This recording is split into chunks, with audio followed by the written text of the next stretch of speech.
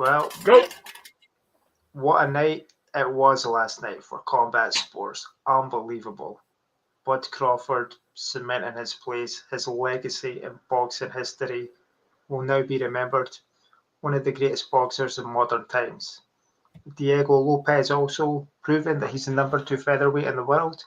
And right outside my house, a brawl broke out when someone tried to break into a car.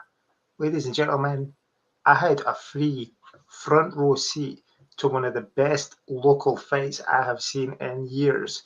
This guy really wanted to break into a car, and I was impressed. Simon, how was your weekend be? It was great, and it's still underway right now.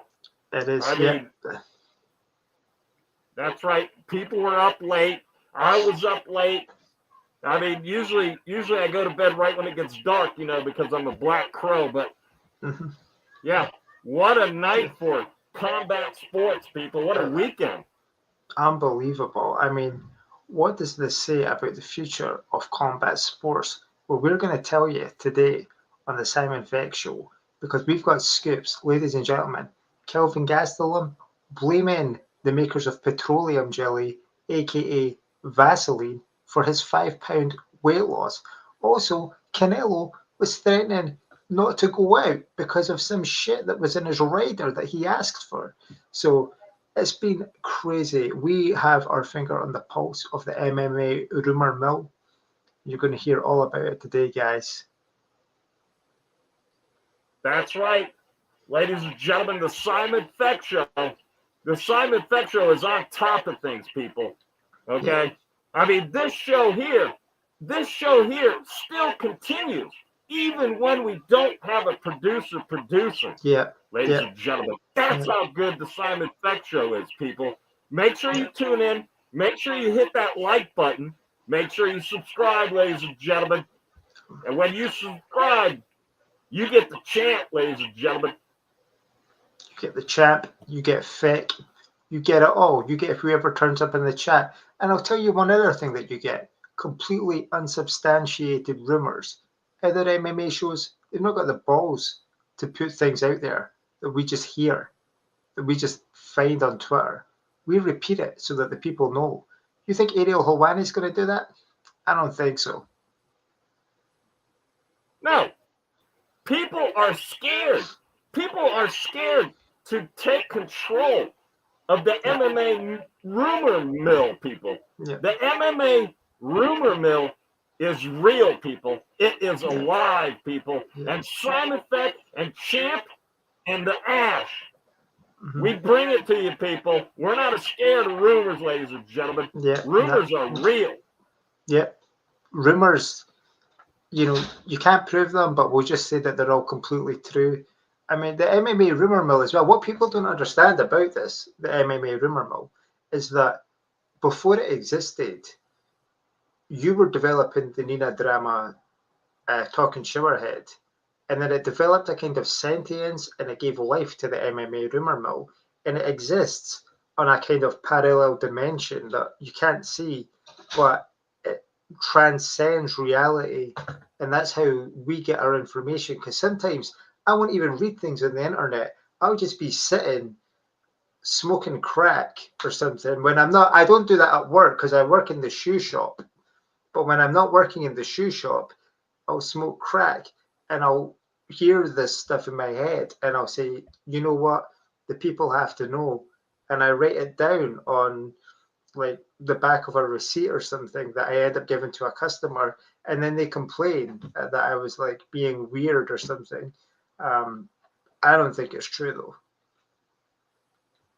Yeah, that's right. Like for me, sometimes I don't even get the MMA rumor mill through the internet. Sometimes Yeah, it comes in like telepathically yeah, into yeah, my head.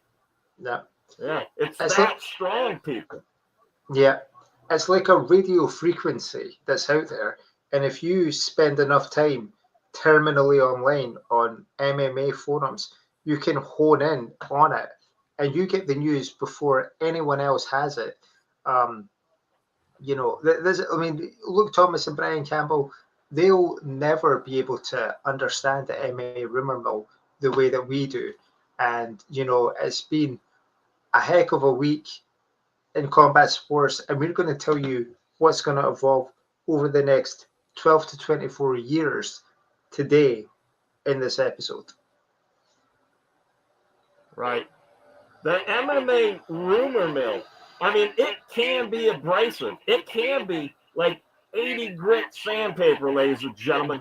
Mm-hmm. But the MMA rumor mill is dominant over any other news source, ladies and gentlemen. And we here at Simon Feck, myself, and the champ, we dominate. We dominate in this news space, ladies and gentlemen. I would agree with that. And I think you just made a great point that we are 80 grit sandpaper. You look at any of the, you know, Ariel Helwani, he's like 2000 grit sandpaper. He doesn't do, he takes a tiny bit off. You can't even really see it. Luke Thomas and Brian Campbell, they're probably like 1200, you know. There's still, you can't really do real work with that. Yeah, it's too soft. Like Nina Drama's feet. Nina Drama uses 60 grit sandpaper on her feet, ladies and gentlemen, to bring them to, you know, acceptable level, ladies and gentlemen. Yeah. She buffs her feet, and then, but the interesting thing about Nina Drama is that she, after she uses the 60 grit on her feet, she also uses Vaseline to buff her feet so that they reflect the sunshine. Yeah, exactly. And another person that adds to the MMA rumor mill, besides myself, Simon Feck, and the champ, ladies and gentlemen. Welcome to the show, ladies and gentlemen. Our number one correspondent, ladies and gentlemen, No Chill. How you doing, No Chill? I'm doing very well, Mr. Feck. Can you hear me okay on my cell phone? Absolutely. That's beautiful. We got a lot to talk about. I'm very ready. I'm very prepared. I couldn't miss this show. I might crash the car, but fuck it. It's damn worth it. All right. There's a man that knows how the importance of the MMA rumor mill is, ladies and gentlemen. He's risking his life, ladies and gentlemen. Yeah, well, let's hope you don't crash into anybody. Yeah, I've heard two major rumors recently that really have me spiraling. I'm going down these rabbit holes, and you know, they involve two pretty big names in the community. So you know, we got a lot to discuss. I'm sure you've heard it too about Kenny Okoye's mom and MMA Joey's sexuality. Oh, well, I mean, basically, who hasn't heard it? But the way the Simon Feck Show can bring it to you is like none other news source out there, ladies and gentlemen. Do you want to elaborate on that right now? Well, I mean, we could dive into Kenny Okoye's mom. I was gonna reach out to the kid. I felt bad for the kid. I thought he was retarded because I was watching him speak, and I wanted to help out. I wanted to message him and be like, "Hey, buddy, you know, you're doing your best. You know, maybe you're not the smartest kid out there, but you're trying." And I click and I see his mom, and his mom is I don't know if she's a hooker, if she's a prostitute, but I see her Instagram and she's busting it down in her high heels. I was so shocked, and honestly, it kind of did turn me on. But I don't want to be the stepfather to Kenny Okoye. I don't want somebody like that as my stepson. But Kenny Okoye's mom, and I also think she was happy about Charlie Kirk getting shot. I think that too for other reasons, but I think she's a very sexy gal, and she really can bust a move, and that was really surprising. I didn't think he was one of those blacks with rhythm, but it's in his DNA. I'm not familiar with this person. Who's Kenny Okoye? He is like he's just a black MMA YouTuber. He likes Israel Adesanya, he likes John Jones, he likes crayons, grilled cheese, if you catch my drift. Now, his mother. Is there any pictures of his mother's feet? Yes, there are actually some. I could if you give me a minute, I could make it my profile picture. But yeah, there's Okay. pictures of his mother's feet. There's pictures of his mother bust and her mom. And I'm not gonna, expose anybody, but she holds a pretty high position. So the fact that she's throwing it back like that is absolutely wild to me. I would not publicly display videos of my mom busting it back, but maybe it's a cultural difference. Hey, I mean, busting it back, ladies and gentlemen. It said also liked by Kenny Okoye. I was scrolling on Instagram. It said also liked by Kenny Okoye, and I see this older black woman, very beautiful, very high quality, throwing it back, and I click on it, and it's his mother, and it's only in my recommendation because he liked it. I don't know what he liking it means. If my mother posted that, I wouldn't like it, but that's a cultural difference that we all need to figure out as Americans. Why do autistic black children like videos of their mom twerking on Instagram? Well, I mean, she could just possibly be a great twerker. I mean that could be it. Oh, it's more than possible. It's definitive. Let's go, Champ. Nice. I assume you're doing the research right now. I'm deep into Wikipedia. I'm getting all the information. This is incredibly enlightening stuff right here. But the one thing I just realized, I really need to take a piss. I'll be right back. Yeah, the cucumber. I'm not gonna start any rumors about the rumor show, but the cucumber picture, as soon as he sees that video of Okoye's mother, I'm not saying it, but we're all thinking it. I mean, it's a telltale sign the way I'm looking at it, ladies and gentlemen. Okay. Yeah. So Champ, well, Champ's gone now. Okay, so I'm used to going straight to Champ. I don't know. So No Chill, have you heard that Joe Pyfer's jockstrap has now entered the UFC Hall of Fame? Now, not just his jockstrap, but also Joe Pyfer too. Yeah, he was seen wearing his cheesesteak jockstrap when he entered the UFC Hall of Fame. A cheesesteak? Yeah, his cheesesteak jockstrap. That's right. Joe Pyfer has been auctioning off his fight jockstraps, and they're cheesesteak scented. That is who is buying them at these auctions is what I want to know. Are they scented like cheesesteak, or is he wrapping his little Pyfer in a bunch of Philly delights? How does he acquire the scent of cheesesteak on one's jockstrap? What is the process for that? And congratulations on the Hall of Fame spot, Mr. Pyfer. Yeah, I mean, it could be a trade secret how they become cheesesteak scented, but the Joe Pyfer jockstraps have been taking the market for the Philly cheesesteak down, because once people acquire a Joe Pyfer jockstrap, they don't need to go get a cheesesteak. All they have the jockstrap within their possession, and they just sniff it, and then they get their fulfillment of the cheesesteak, ladies and gentlemen. Yeah, you get all the flavor, but none of the calories.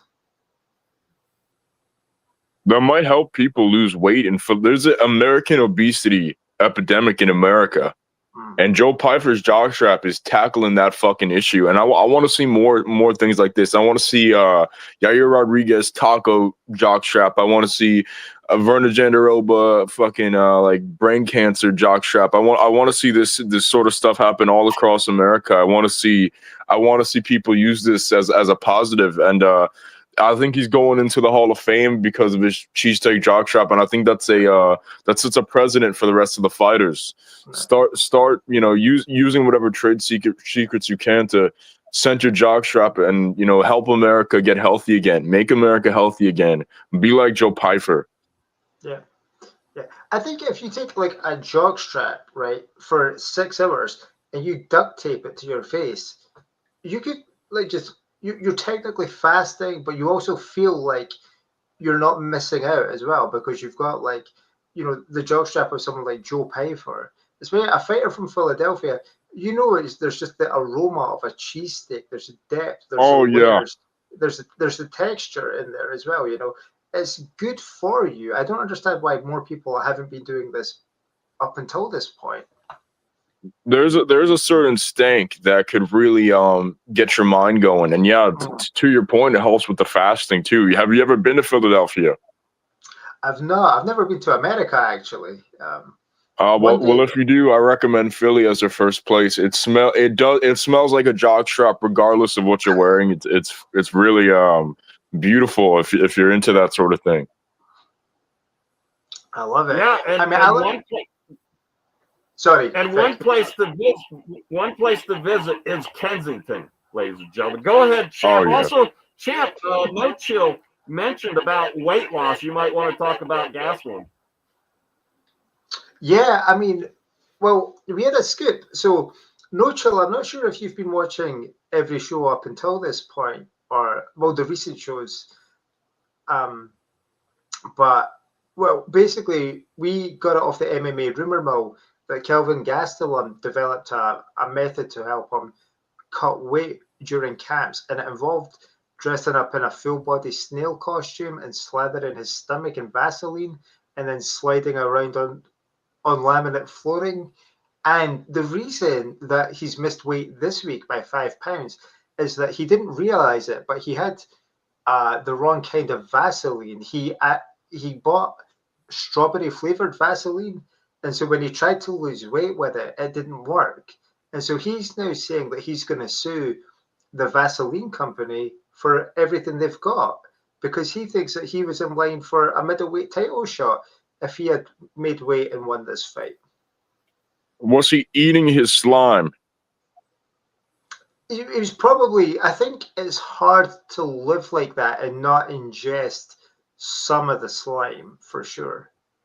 That's awful. That's a really awful story for Kelvin. I mean, that's a thing I've heard of people doing more recently. You're having trouble losing weight, so you strip completely naked, right? You lather up in some grease and some lotion, and you put on a big snail shell, and you just slither around on the ground.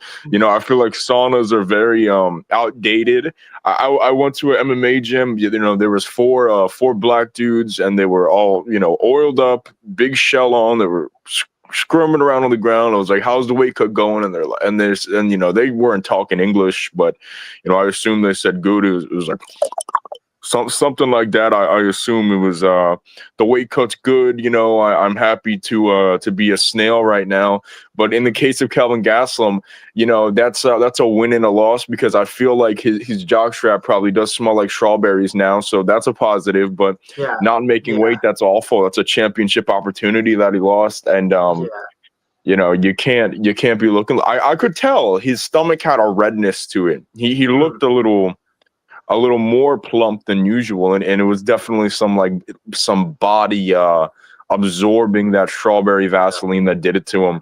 I did hear that from Crazy Kev. He did tell me that before, so I was aware of that.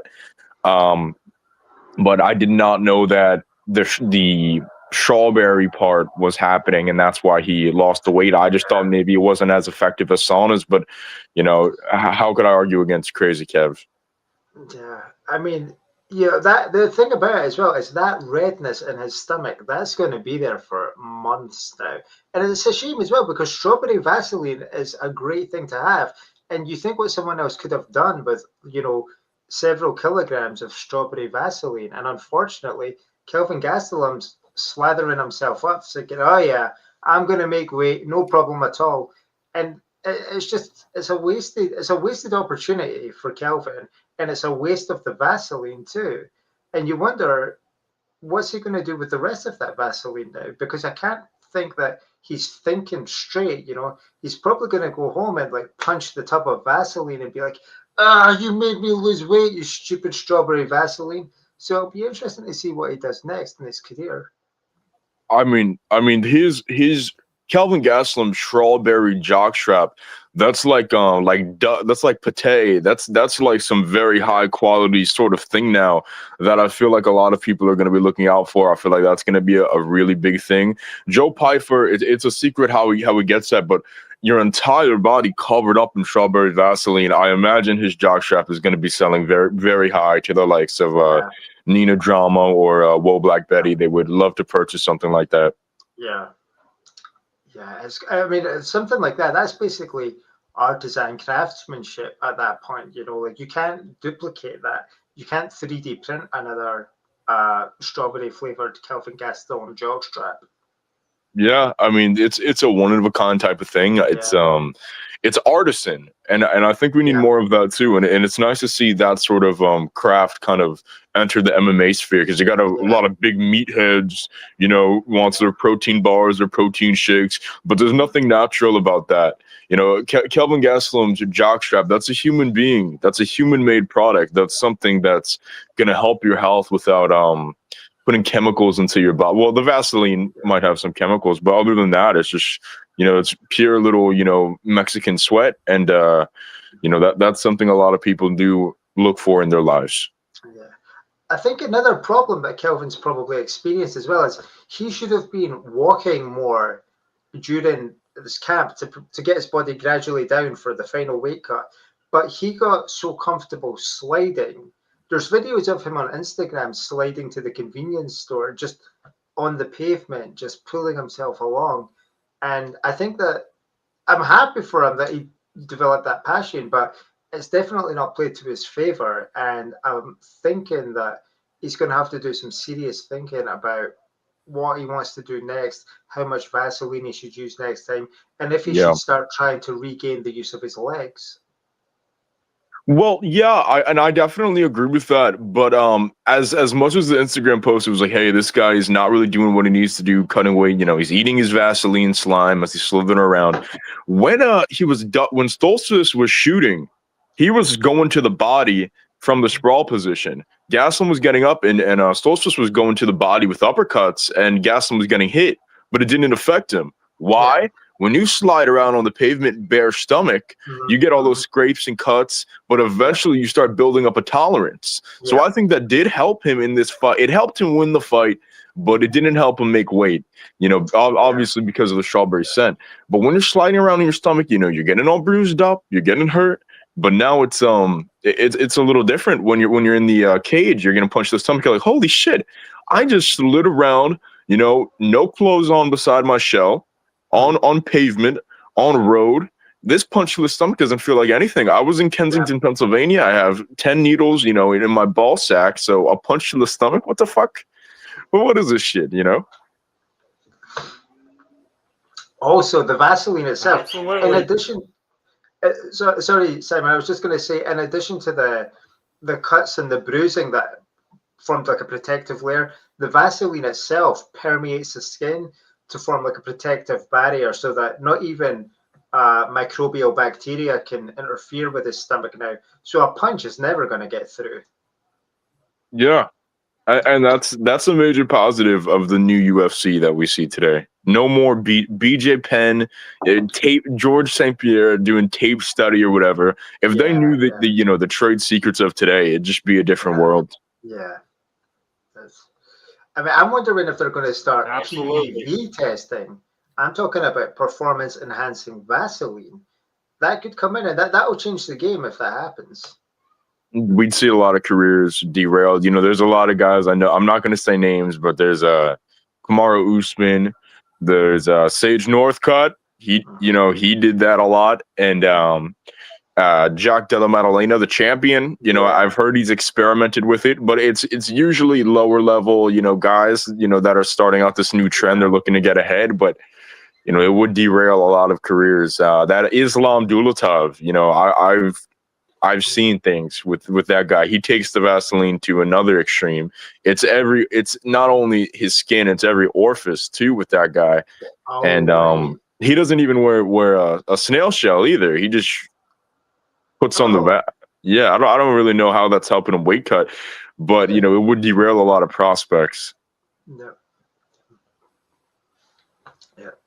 Sorry, Wow. Simon. I feel like you keep going So to come there it back is. in and I cutting you off. Sorry. No, go ahead. No, I've got nothing. I mean, this is a great conversation, and I love it when great minds of MMA journalism come together like this to discuss what's really going on. Because I don't think anyone else has talked about the Vaseline issue. Yeah. Yeah, absolutely. So everybody knows what a time capsule is, right? So you put an item in like a box or something, and in a certain period of time you open it up to see what was going on back in the day. So President Trump wants to build a time capsule for UFC White House to celebrate of the America's 250 years, to be opened at UFC's birthday 300. What do you think Dana White should offer up in the time capsule? No chill. Any answers? I would probably say maybe the bullet of whoever gets executed at that event. Maybe they could take it from the carotid artery and put that in the time capsule. Whoever gets assassinated. Wow. Champ? I would say Joe Piper's jockstrap, definitely.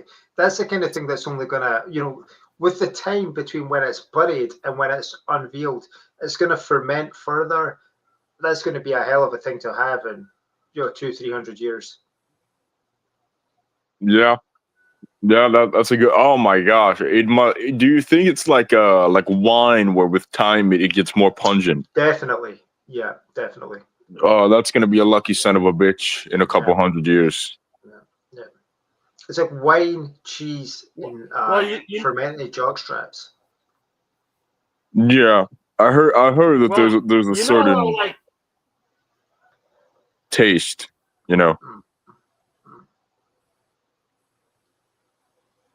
Well, you know how fights get inducted into the Hall of Fame? Mm-hmm. I think for the time capsule, Dana White should offer up, the Randy Couture versus Chuck Liddell fight. Now, I'm not talking about, fight number 1, 2, or 3. I'm talking about Randy Couture versus Chuck Liddell 4, ladies and gentlemen. I'm just saying, put that in there. Interesting. I mean, like alive, just put them in there and let them fight it out. Mm-hmm. Mm-hmm. Wow. I mean, I still don't think that there was a lot of controversy after that last Chuck Liddell Tito Ortiz fight as well, the Golden Boy one. A lot of people said that fight shouldn't have happened, but I think I would like to see them run it back. There's a lot more to happen there in that rivalry. Yeah.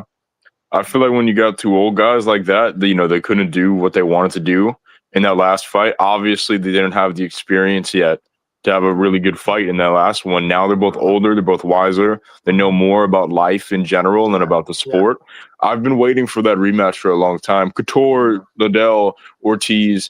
I do want to see eventually a triple threat match, but we haven't got to that point yet. Why not? Yeah. I mean, the triple threat, fight sounds like that's what the UFC needs, ladies and gentlemen. Yeah. I absolutely agree. They need to stop promoting Nina drama too, because I've heard some rumors about her that weren't too kosher. Oh. Yeah. Oh. I have heard that. Well, I'm not gonna say. I don't want to give away too much, but I heard that she was involved in Charlie Kirk's slaughter. Is that right? Interesting. Wow, she was in Utah. She had. I'm not gonna say what I heard, but I definitely did hear that if she was, let's just say this, if she wasn't born, then there would be no bullet that gashed Charlie Kirk's neck in front of his wife and his children. That would have never happened if not for Nina Drama. And I'm not going to say why. Is it? I mean, a guess here from Simon Feck. I'm going to say that she possibly distracted him with her feet. Maybe, I don't know. Oh yeah.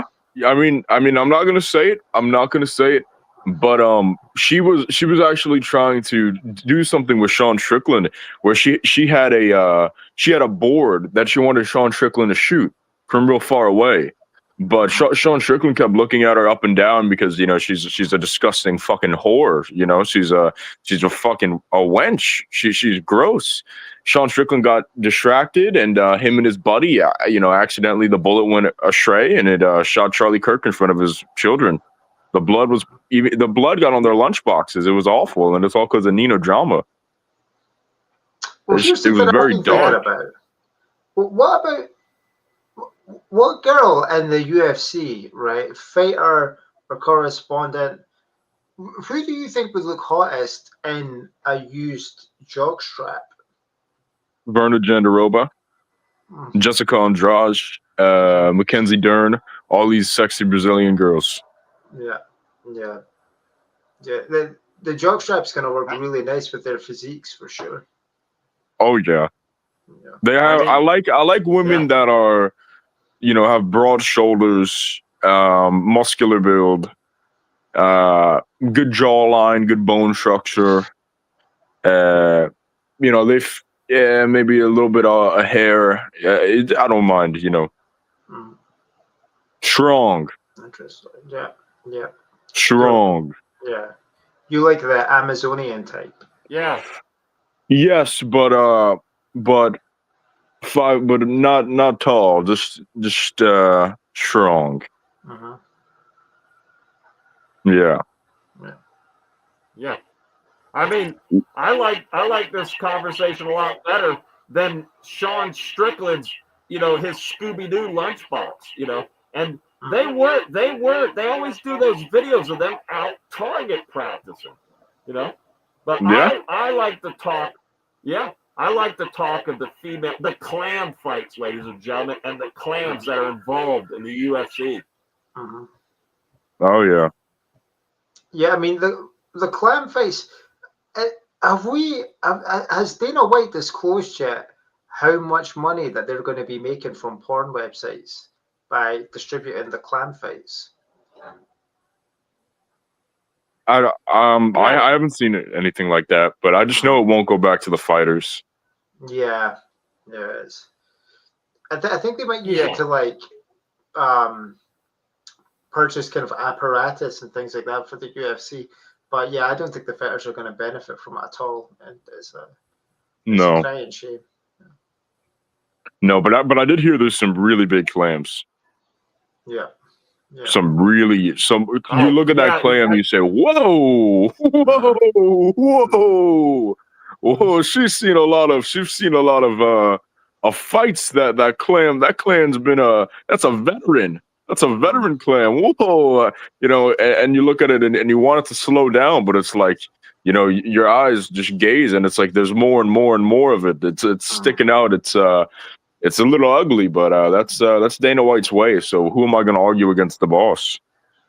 Listen, I mean, the thing is, all clams are beautiful in their own way.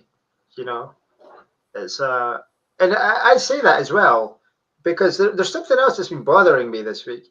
Is that people have been throwing around the word gay a lot, And I know that when Howard Stern called into a show recently, he was getting called gay, and people have called this show gay, and this show is not just gay; it's the gayest MMA show on the internet.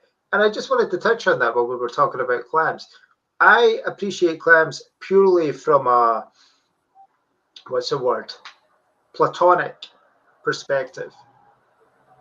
I think seafood's disgusting.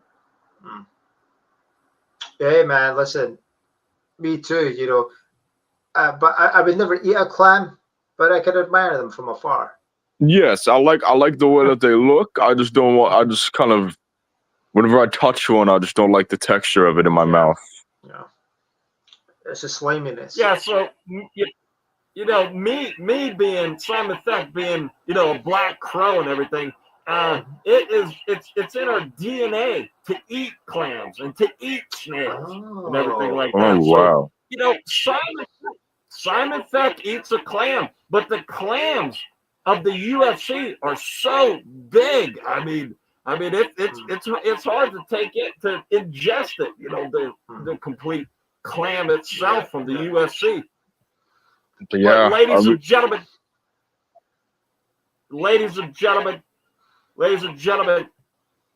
breaking news right now, ladies and gentlemen. Not only John Jones, but DC is asking Dana White to please let him come back and fight for the UFC White House card. He says, hey, my name's DC. Why wouldn't I fight in the White House card, ladies and gentlemen? What do you guys think about that? It's going to be tough for him to do, because I know that DC has been making moves towards getting those the hair plugs in Turkey, and he's going to need at least 2 years to recuperate from that operation. So I don't know what he's thinking here. Does this mean that he's possibly going to delay getting hair plugs? Do you know what?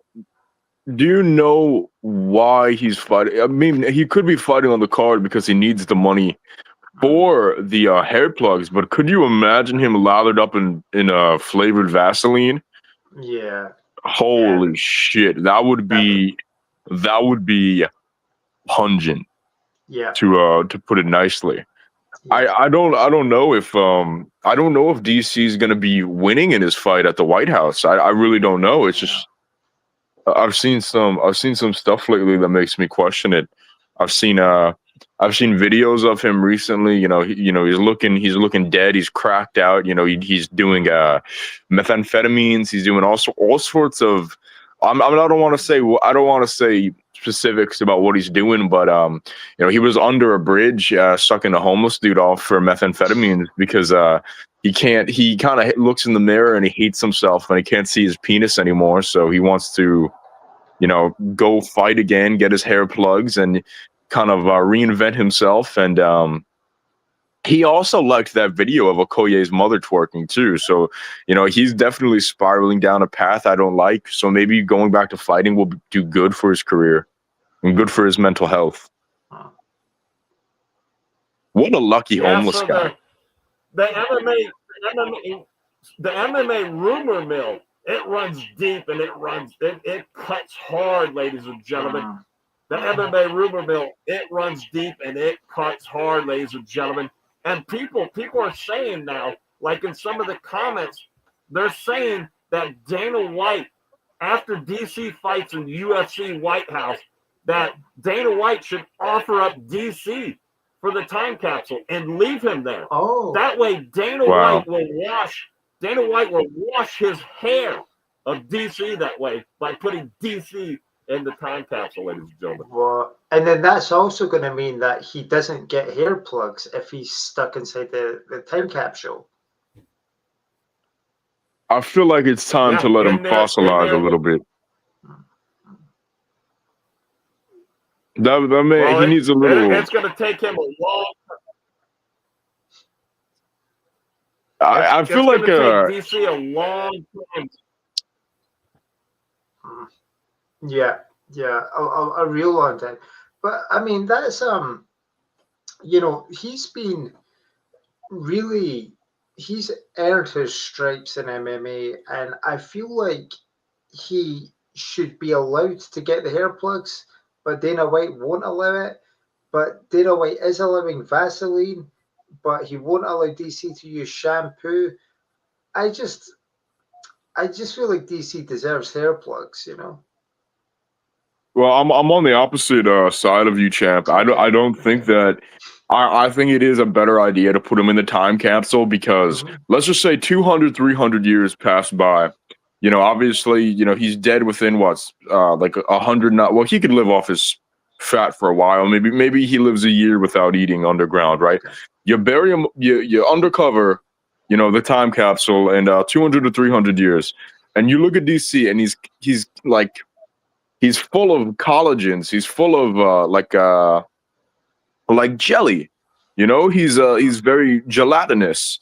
You could make UFC gummy bears for the next 500 years out of DC's fat after it's preserved underground.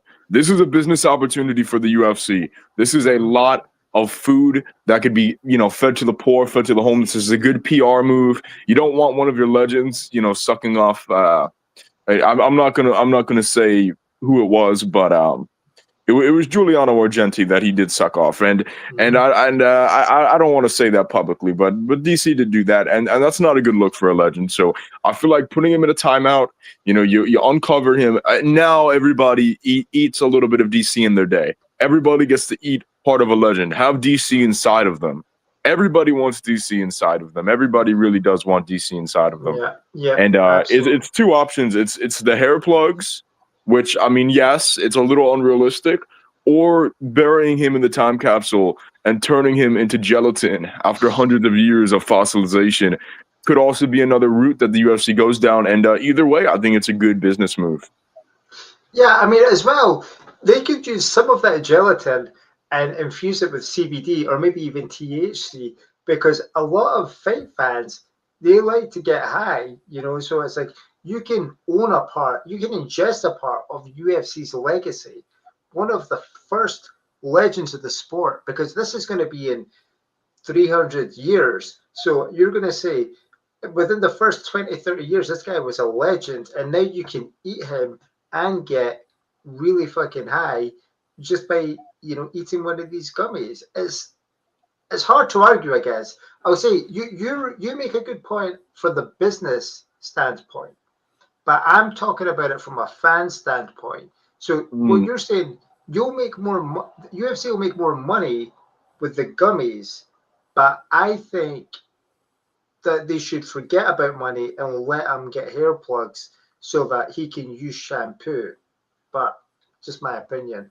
The shampoo situation, it is interesting to me. As a fan, one day when I have grandkids, I want to look my grandkids in the eye and say, maybe not you, maybe not your grandkids, but your grandkids will get to eat Daniel Cormier. Mm-hmm. And I'll be looking up in heaven. I'll be looking down, and I will be saying, "Wow, finally, someone from the Noche clan has eaten Daniel Cormier." Mm-hmm. And I really do look forward to that day when I get to tell my grandchildren that. So it's a generational thing as a fan, and I feel like it's a good PR thing for the UFC. Yeah. To leave DC in there for a while, because he's been acting up a little. He's been acting a foul, He's been saying things on commentary that are bad. He's been, joking a little bit too much with the fighters. He's been sucking off homeless guys. It's a little bit too much. And shampoo, I just feel like it's a little bit controversial because you're also promoting, it's anti-male beauty. You're saying, hey, you're not good. You're telling your audience you're not good enough. You're not in this rich boys club. You can't afford hair transplants in Turkey. Only DC can. You're hurt. I feel like you're making it more of a rich boys club. You're hurting the male beauty standard if you give DC hair plugs. So I think we should eat them. But I do see the shampoo as a controversial option as well. Okay. Because it does have its benefits. Because I don't know if he wants to be eaten. Yeah. And Joe Pfeiffer's not homeless anymore, right? Right? Is that right? Yeah. That's so when we're talking about DC doing what DC does, and I mean Joe Pfeiffer's not homeless anymore. So, when DC and Joe Pfeiffer get together, it kind of tears that apart. Now, listen to me, guys. Listen to me, right? Okay, so there's a certain website. It's called MMA Zone, and they go out there and they scrape videos, right? They go out there and they scrape videos and steal everybody else's content.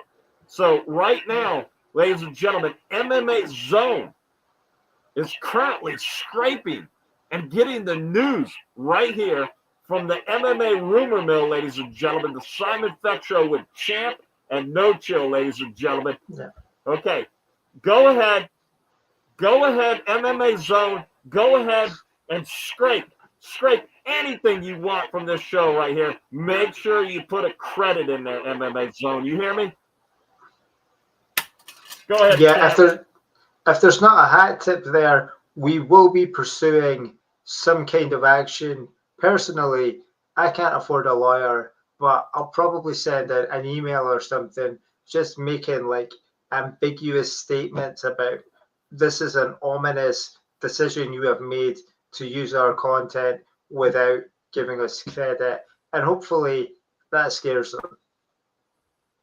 Yeah, I do see a lot of people get news from this show, and you know, I know a couple of MMA journalists. I'm not going to name them, but like Crazy Kev, that the fat dude with that Colby Covington said to do push-ups, and Ariel Hawani. They all watch the Simon Feck show. Everybody watches, right? But everybody's, you know, they don't want to give credit.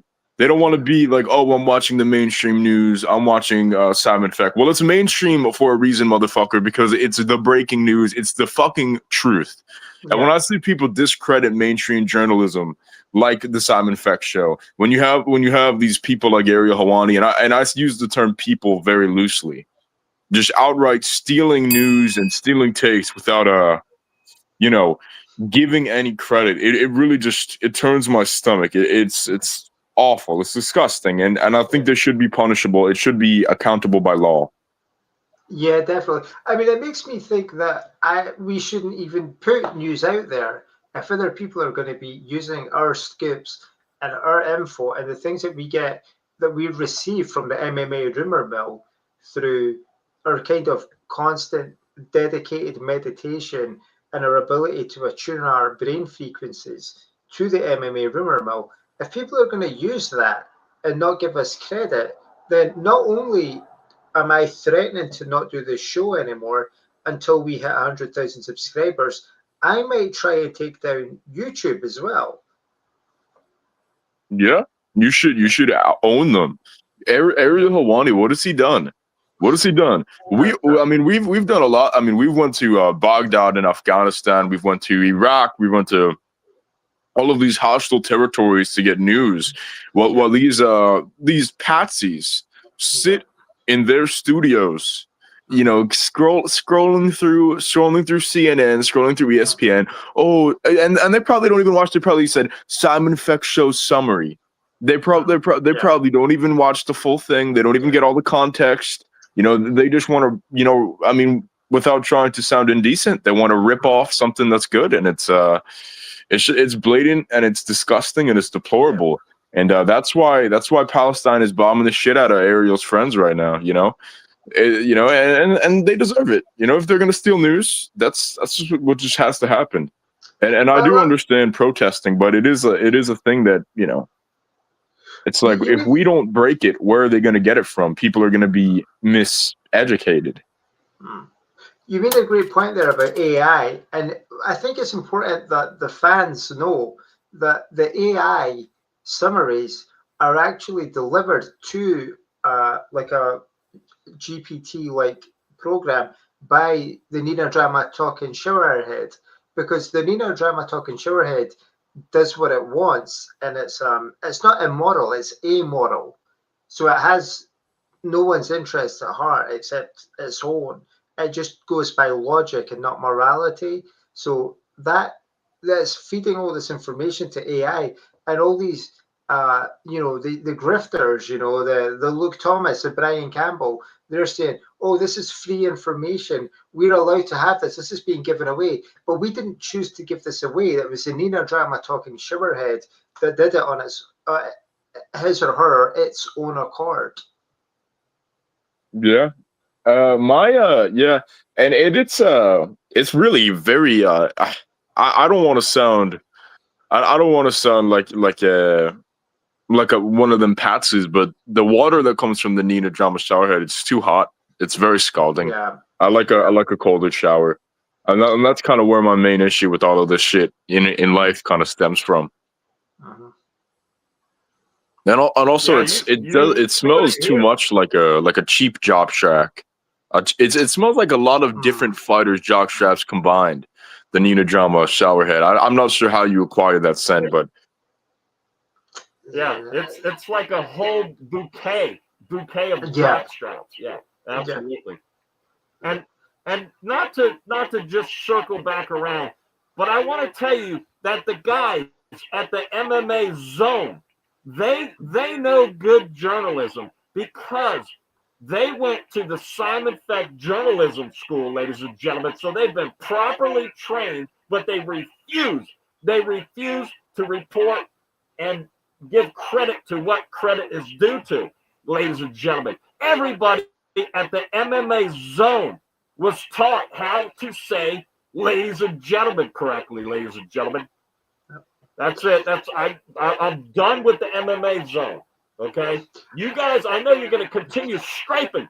You're going to continue scraping stuff from the Simon Feck Show. Okay? Just go ahead. I hope you're satisfied. You guys don't create any material at all.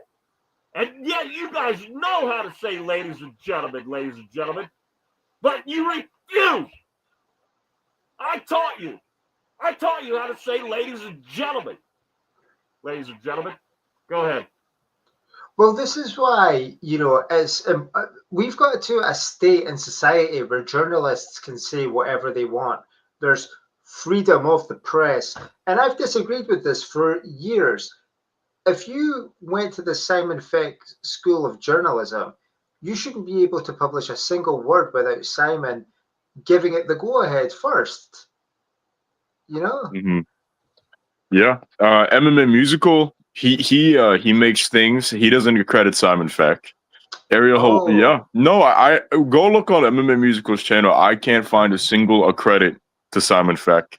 And I'm not saying that dude should be executed, but you gotta have some integrity as a journalist. Yeah. You really do. And I don't like drama, but I think we should just shoot him. There's not. That's right. Musical MMA. There's not one credit to Simon Feck on your entire YouTube channel. Now, why is that, Musical MMA? We need answers. Now, actually, we're 5 high, no chill right now. We are 5 high viewers right now. And I guarantee you, one of them is Musical MMA. He likes to sit back and lurk in this channel right here. Musical MMA. Musical MMA, we need answers why you haven't credited Simon Feck. Go ahead. Yeah, I mean, I have to say that I'm getting a little bit tired of all these people who have been using our hard work, because we said a few weeks ago, we're not going to start putting out good content until we hit 100,000 subscribers. So this isn't even our best content because we're close to 100,000, but we're not quite there yet. I think we're still about 99,700 people away. But when we do and we start putting out top-rated content,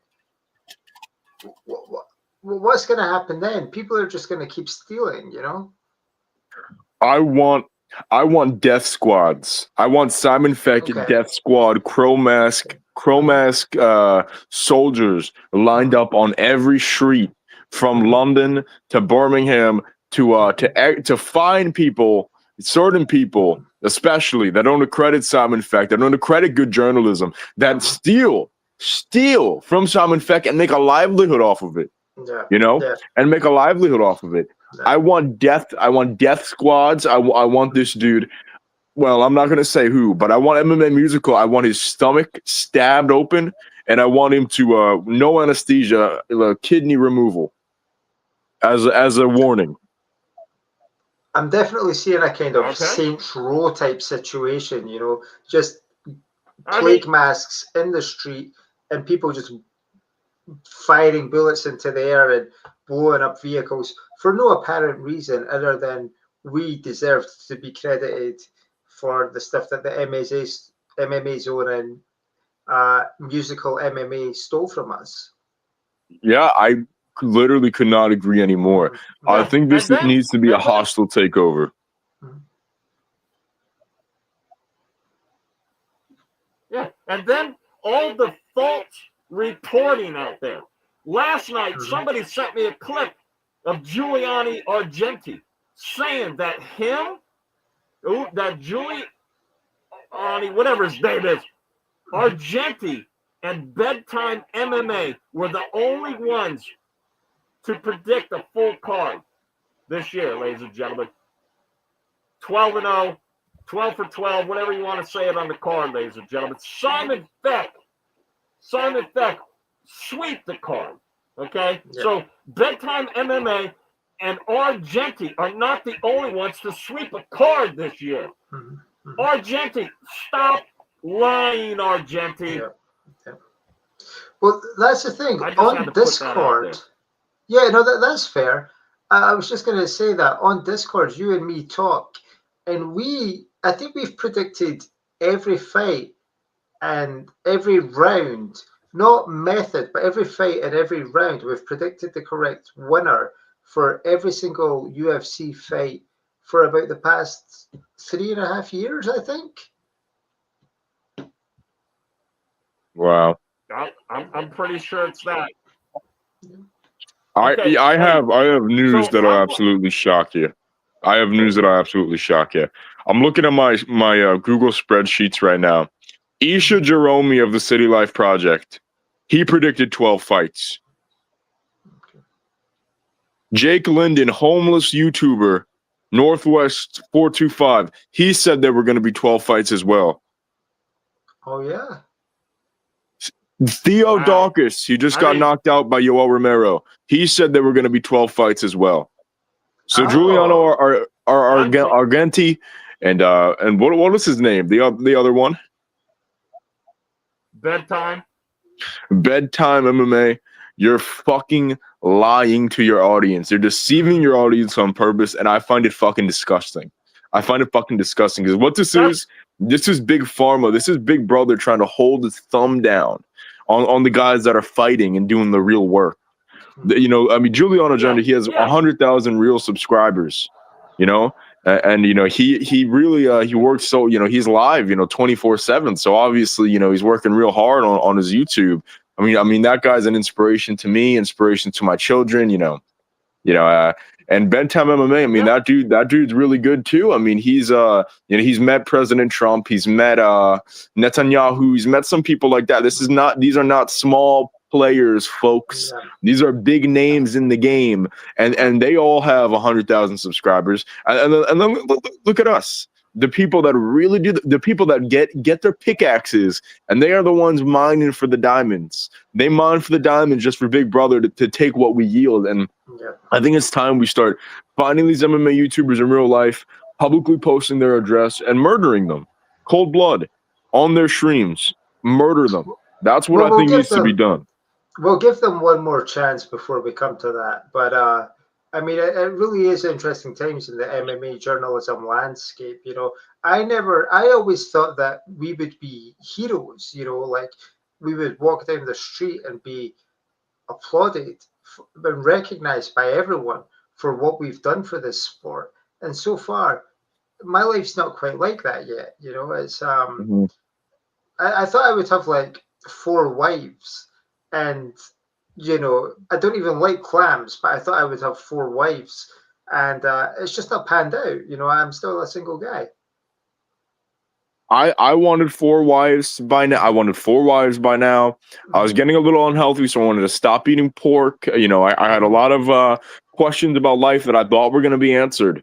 But you keep feeling the pressure. This is just like World War II. The wrong side's winning, but we gotta not make the mistake that the good guys did, and we gotta just fight it on all fronts. Keep going. Yeah. It's gonna be. Just. Sorry. Yeah. So no chill. Yeah, no chill is exactly right. I mean, Argenti, you're not the only one to predict that there was 12 fights. Okay, you and Bedtime MMA. Anybody, there's numerous people that have predicted that there was 12 fights. Okay, you're nothing special, Argenti. That's it. Yeah, I agree. there were people as well who said before UFC 1, there were a few people, like, I never found out what their names were. It's quite mysterious, but they said that this event was going to be an event to find out who what the most dominant martial art was. You know, and these people were like truth seers. You know, they had the ability to sift through time in their mind, and they knew that each fight was going to consist of two men locked in a cage, and you know, some of them would be wearing one glove, some would be in a judo gi or something like that. But overall, you know, psychic power does exist. Yeah. I'm not gonna say their names, but you know they were pagan giant yellow flying owls, and they did predict all of that. You know, I couldn't understand what they said because they just sounded. I was saying, are you subscribed to Giuliano Argenti? Are you subscribed to Bedtime MMA? And they said, woo, woo. And I was saying Giuliano Argenti and Bedtime MMA, and they said, oh no, I'm not. And I said, well, maybe you're not ought to be when they're stealing the great work of Simon Feck. And these people that they're longtime fans, as you said, you know, they do travel through time. They do all sorts of things like that. Mhm. You know, they actually told me that there would be 12 fights on a card. Oh. So it's definitely a proven fact that it's a proven fact, Jack, that a lot of these people saying, oh, I'm the only person to say there's going to be 12 fights on the card. I know a lot of people are saying, oh, there's going to be a surprise fight at the end. There's going to be 2 surprise fights at the end. But no, that's not what happened. That's not what happened. And I think these people need to be held accountable. If I do find Bedtime MMA, I'm not going to say what I'm going to do to him, but I'm going to do what Charlie Kirk's shooter did to Charlie Kirk to Bedtime MMA. But that's for a good one more cause. chance. We're gonna give him one more chance before it comes to that. Yes, yeah. Oh, sorry. Well, Okay. yeah, I maybe a shot that misses the artery just grazes him a little bit. He starts talking. You know, maybe he's in his bedroom. He does his things from his bedroom, right? He's the bedtime. He's live. He's sitting on his bed. You know, it's spasm blood from his neck. And you know, all you see in his window is a crow, and everybody will know. Does the Bedtime MMA, does he also, you know, when he does his show from his bed, is he also, you know, currently using the Vaseline, you know, diet program? I see lots of white stains on his bed sheets. It could be Vaseline. I don't know. I don't know if he's doing that, but he looks like he's been weight cutting a little too long. So perhaps that could be it. Now yesterday, okay, I want to get into the fight, or at least one fight from yesterday. So yesterday, already one of the fights is now known as the Death Ref fight. The Death Ref fight. I mean, not only was damage being sustained before the first horn, you know, at the end of the fight, it went all the way to the second horn, and then a little bit even after the second horn to end the fight. So Dan Merculata is now known as the Death Ref, ladies and gentlemen. Yeah. And that's a horrible thing, and it was probably one of the most brutal fights I've ever seen. You know, I've never seen two warriors quite as resilient or strong as Montserrat Rendon and Elise Pereira, but you know the carnage in that one was just really it was breathtaking, and the fact that that fucking piece of shit left these two people to do what they did to each other and wouldn't stop the bell. It goes to show that we are, you know, continually to live in a society where violent tendencies are developing in the citizens, and I don't like that at all. I don't like Dan Miragliotta. Dan Miragliotta is somebody that needs to be held accountable for what he's done, and I'm just worried about these two beautiful women's careers in the future and how their lives are going to be. I mean, they're going to, let's face it, everybody. They're going to be sipping all of their meals out of a straw. And that's the price that you got to pay sometimes. But it really shows a degradation in today's society, how Dan Miragliotta acted, in between rounds too. In between rounds, he was signaling that he wanted the girls to jerk him off. He was doing a lot of nasty shit. And I don't like that sort of refereeing in our sport. What do you think about that, champ? Dan Miragliotta is a man with acquired tastes, and I know that we don't like to see referees behaving like that, but I think it's a generational thing. I think as you start to see more young referees come through, there's going to be less demanding hand jobs in between rounds. But I feel like I can't judge Dan Miragliotta because he came from a different generation, True. He did come from a generation where all the women's fighters, they had, if they even wanted to continue to the next round, they weren't even allowed to. I mean, we all saw the blowjobs that Clarissa Shields would give people. I mean, there were some legendary moments in her career, but Clarissa Shields has a very big jaw. She has a very big mouth. She's a very big woman. Elise Perez has a very small jaw, very small clam. Clarissa Shields, holy, she could catch a pumpkin. If you threw a pumpkin at her, she could catch it between her legs and she could throw it like a shot put. That woman's got talent. But someone like Elise Pereira, I just don't think she should be subjected to that type of behavior in 2025. But cancel culture, I mean, I'm not for it. So Dan Miragliotta, keep doing your thing. He's an old school guy, but I don't know if it's going to work too much longer in the modern day, especially when you start to see more homosexual fighters come through the league. And now they're going to be demanding that they also get the same treatment that Clarissa Shields did. Mm-hmm. How's Dan Miragliotta going to react to that? Yeah. Yeah, Don Miragliotta, he needs to just take a stance now. Is he for or is he against mid-round blowjobs from the fighters? Is he for it or is he against it? If he doesn't say something soon, I think there's going to be issues. Well, there's one thing.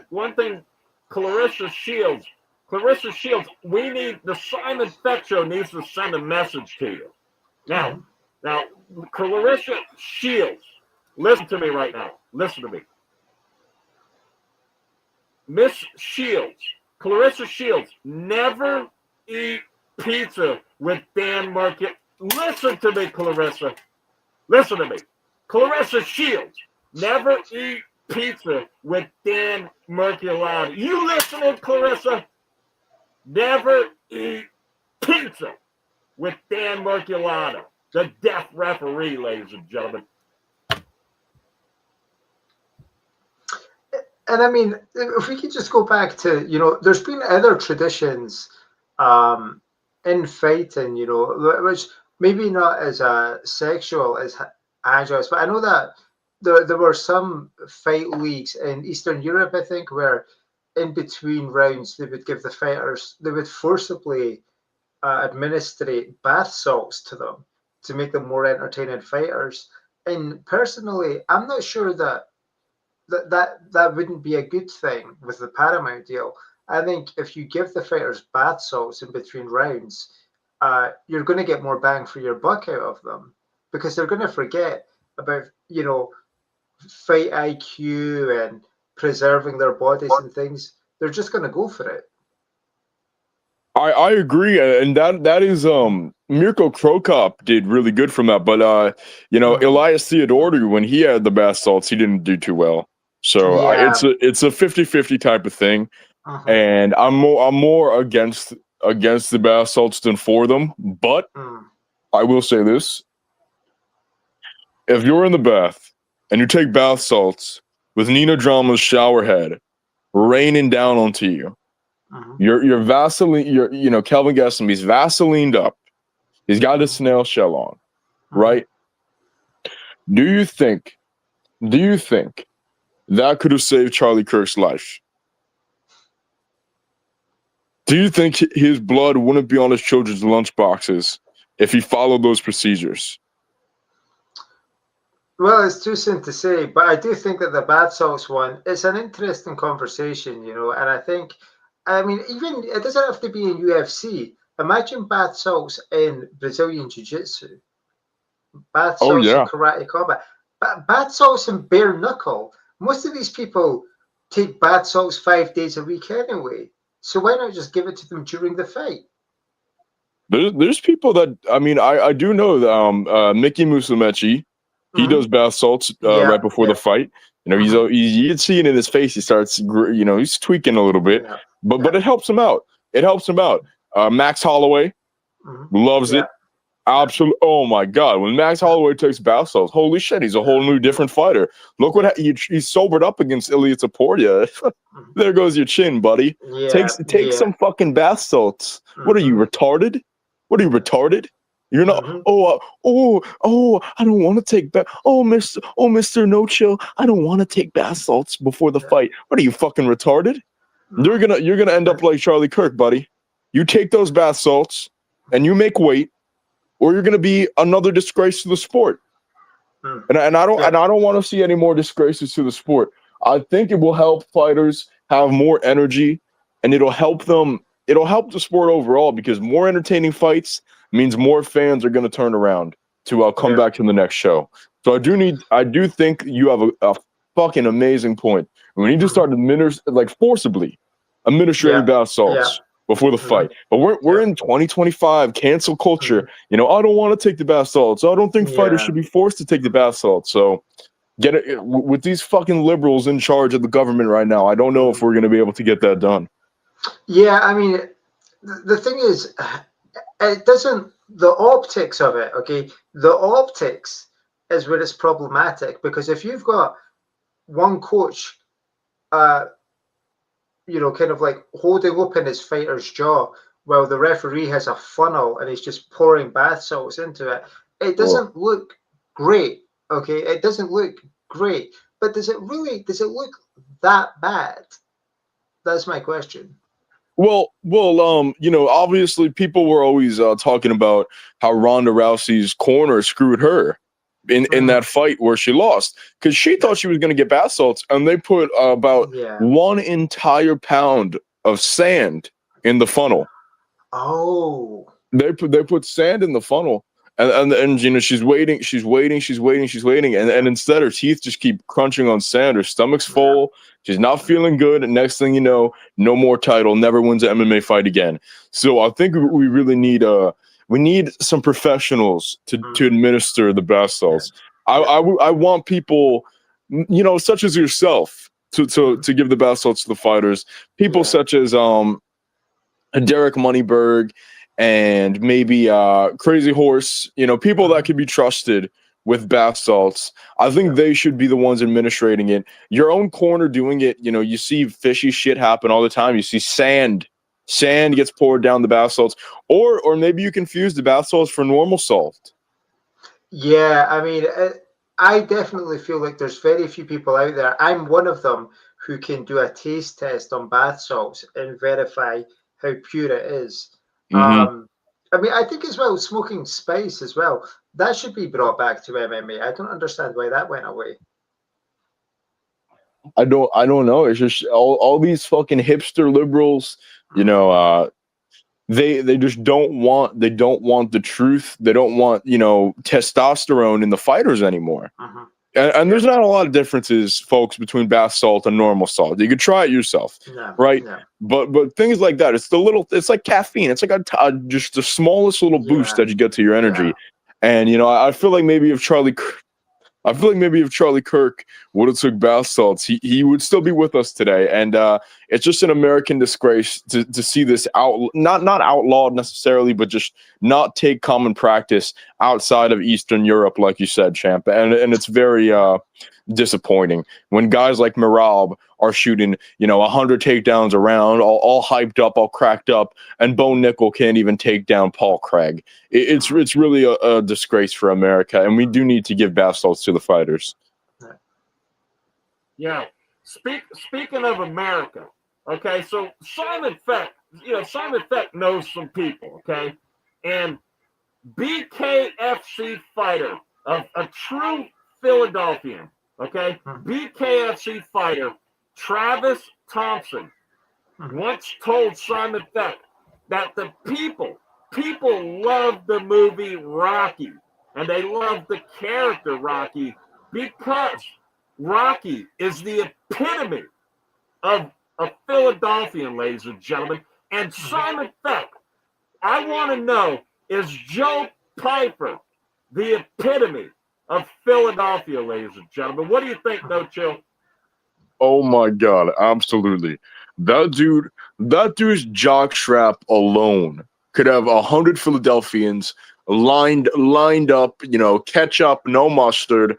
They'd be very happy. He is really like the next Rocky. My real thoughts are who is gonna be the Ivan Drago? Who is gonna be the Creed to Joe Piper? Because there's not a lot of fighters here that really have the funk of Joe.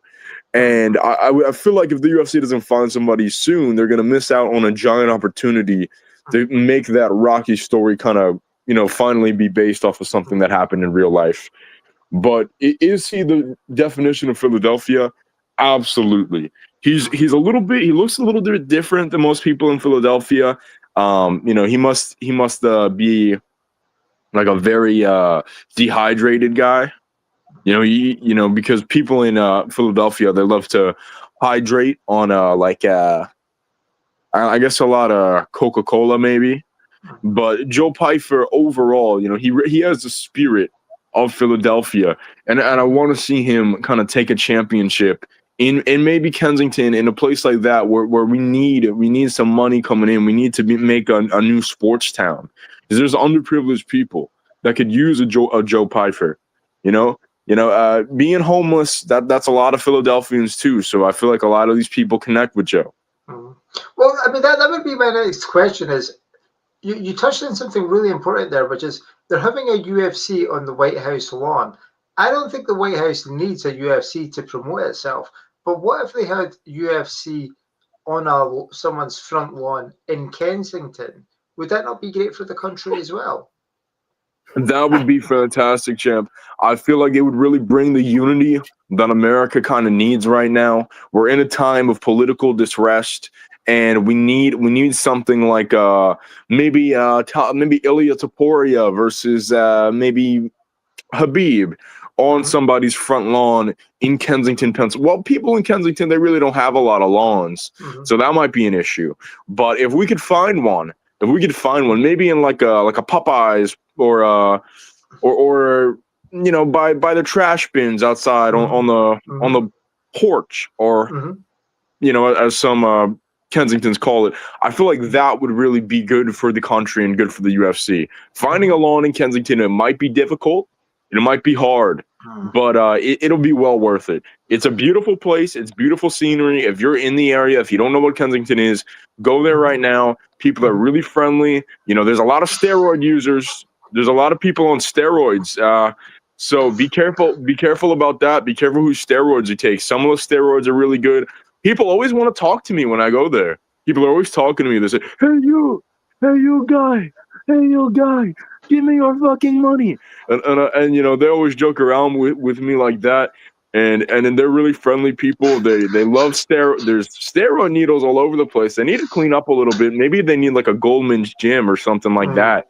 But other than that, Kensington's a beautiful place. I would bring your daughters, bring your wives. Ilya Taporia, he's gonna be fighting there soon. I really can't wait.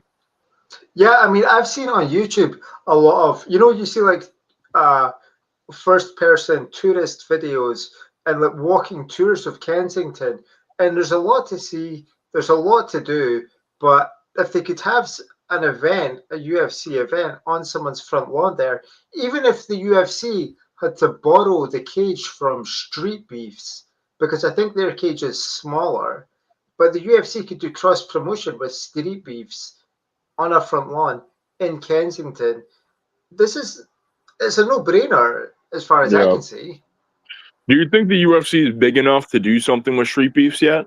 I don't know. That's a great question, actually. Someone like Winged C, he would. You wonder if who in the UFC would really would put up a challenge for Winged Sea? Tom Aspinall. Mm, I feel like that. Well, I don't know. I really don't have a good answer for you. Tom Aspinall he's a little bit untested, and going to Wing C before John Jones probably wouldn't be a good thing for the sport overall. But if they can get that deal, I would love to see it inked out. I would love to see it made, and I really do. As you were saying, you've seen the point of views of the tourists in Kensington. It's a really beautiful place. There's a lot. Oh my God. There's historic sites. Jared Gordon, Lauren Murphy, Joe Pfeiffer, they all used to live under this bridge. That's a sight to see. The women there, they wear really little clothes. There's no fat women there. There's no fat women there. All the women are real skinny. All the women look like they're on a weight cut. They're very beautiful. But the women can do that without effort because of bath salts. Yeah. I mean, that's the entire point of bath salts is to cut weight. If you're trying to lose weight fast, you get some bath salts. It's sodium. That's all it is. It takes away your water weight, evaporates your fat even. So that's a really good point, Jeff. It's just like a complete mystery about how is anyone missing weight in today's world when there's such ease of access to bath salts. You just go on the dark net, you find a market, and you order bath salts, and you lose weight. I don't understand why this doesn't happen more often. If you are from Kensington, you don't even have to go on the dark net. When you go to a diner there, next to the Pepper, they have bath salt shakers. It's incredible. And I feel like there's a really strong sense of community. Everybody knows each other. Everybody's screaming, "Give me back! Give me back! Give me back my fucking needle!" You hear stuff like that all the time, and I think there'd be a really receptive crowd to UFC. I could hear the chants in the audience, kind of like Manchester, a little bit, I would say, but just more. They're very energetic, more energetic. Yeah, I mean, so the joke. Go ahead. So we're gonna have to get ready to wrap this up, champ. So go ahead. Well, if we're getting ready to wrap it up, there was one thing I wanted to talk on, and it was a scoop, and it's not related to Kensington. I'm sorry, but it is an interesting scoop, and it's from the boxing event last night. And it was Canelo Alvarez was potentially refusing to go out and fight Bud Crawford. This is from backstage. This is from the MMA rumor mill, even though it's boxing. Oh yeah. The reason why is that Canelo he was backed up. He couldn't pass a juice. A juice. He was constipated. He couldn't take a shit. So he was sitting on the toilet and he was saying, "I'm not going out there until I pass this log." And there was like a semicircle of people around him because the stall door was open, and they were like, "You've got to go out. This is a huge fight." And he was saying, "No, I'm not going out until I pass this." So they gave him a bunch of water, some laxatives. He took a dump, and then he went out and he fought. And it was very close. We almost never saw the fight last night. Yeah, and thank God for Mr. Beast for making Canelo shit. If it wasn't for that, we would have never got to see such like a historic fight. I heard Mr. Beast was in the gaggle of people around Canelo in the bathroom. He said, "Canelo, first one to poop wins $100,000." And Canelo got inspired. Canelo took a little bowel movement. Yep. And he left, the bathroom. He went to go fight Terrence Crawford. Terrence Crawford, man, I'll say it right now. He has no problem pooping. Yeah. He has no problem. He has a very loose asshole. Very easy to slip, and that's a good thing. And that's a good thing. He's got a great gut biome, but Canelo, before he was passing it, he was sitting on the toilet. He was shadow boxing to try and hype himself up to make it happen. Yeah, and you know what? It just goes to show, like, he definitely expelled a lot of cardio before the fight doing that. Yeah. And Terrence Crawford, that's a guy who's they call him Trumpet. They call him Oh. Terrence the Trumpet Crawford. I don't know if you know that. No, I didn't know No, that. when he does go, it's reminiscent of a fine like jazz orchestra because he has such a loose, widespread rectum. And I really Like do a tuba. find that really inspiring that Terrence Crawford's able to do that, but it's almost an unfair advantage that he has over Canelo, and I feel like that is ultimately the reason why Terrence Crawford won was because Canelo was constipated. Yeah, yeah. I mean, I've heard, I, I have heard about certain people when they take a dump. There's almost like a regal quality to it. They feel like they're in, they feel like they're in Buckingham Palace in the 1850s. There's Yeah, just this. They feel like they're in the presence of greatness, all because some people have the capacity to just take solid dumps. I'm not one of them, but yeah, some people do. But it's obviously helped Bud Crawford, and it's been an imposition for Canelo Alvarez in terms of his career.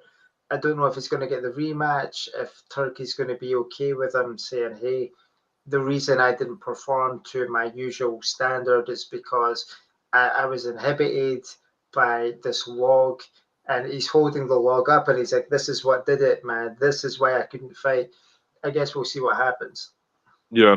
And just as a final comment on that, I did hear in the post fight interview Terrence was talking about the situation. He said he's never even felt it when he's pooed Oh, before. He's never even felt a poo before. It just right.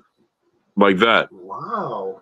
So it's That's, next level stuff that we see in modern yeah. boxing. The Muhammad Ali, Marvin Hagler, these types of people just couldn't dream of that. Yeah. Yeah. It's just the body's an amazing thing, We all have our own unique bodies, and Bud Crawford is obviously genetically blessed. Well, yeah, but he's trained. It's not just his genes, all right? He's trained. Like, let's give him credit. He's Mm. trained. He's Yeah. trained hard. Yeah. Yeah. Fair point. So you got anything else, champ? That's it. We were meant to have a special guest on. I'm not going to say who it was. He will be here next week for an appearance. Someone you both Okay. know. Any closing statement from you, Mr. No Chill? Yeah, MMA Joey.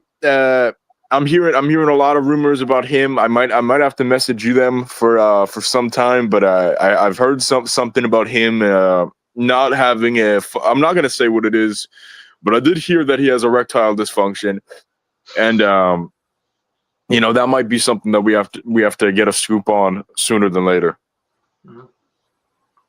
Okay, very good. So, ladies and gentlemen, we would like to see Dana White get on top of the game, ladies and gentlemen. Mr. Dana White, here's a story. Here's something you can think about from the Simon Feck Show. Dana White, please identify for Joe Pyfer, okay? Do yourself a favor and identify Joe Pyfer's creed